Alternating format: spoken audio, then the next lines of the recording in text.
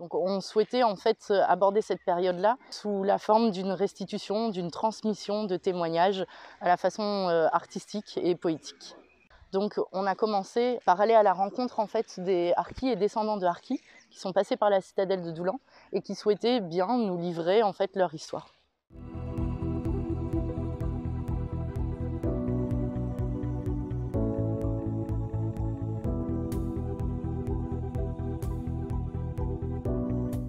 L'idée, c'est tout d'un coup un site comme celui-là qui est pas léger, dans lequel il y a beaucoup d'histoires. Comment un enfant, il peut se l'approprier et en même temps pas gommer la difficulté de son histoire, mais en même temps comment tout d'un coup il peut en tirer les leçons qu'il faut, en tirer l'histoire qui est passionnante, mais aussi comment il peut lui se l'approprier et en faire quelque chose de nouveau. Voilà, c'était ça l'idée pour nous. Nous, on travaille beaucoup sur la matière. En fait, on travaille beaucoup sur le rapport entre la matière et l'image. C'est-à-dire comment l'image, elle se froisse, elle se plie, elle est légère ou lourde, comment elle passe de main en main, comment les histoires passent de main en main, comment elles se répètent, ou elles se répètent pas, ou elles s'oublient, où il y a des silences, parce qu'il y a beaucoup de silence dans cette histoire.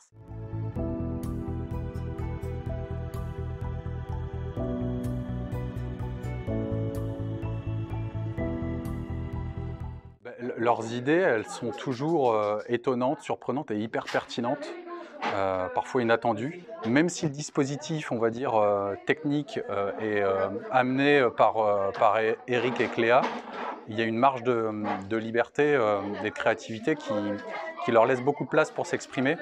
Ça dit des choses profondes, souvent sur l'humain, et ils le font de manière innocente. Nous, en tant qu'adultes, on le perçoit parce qu'on a un peu plus de recul, et c'est vrai que parfois, c'est hyper puissant.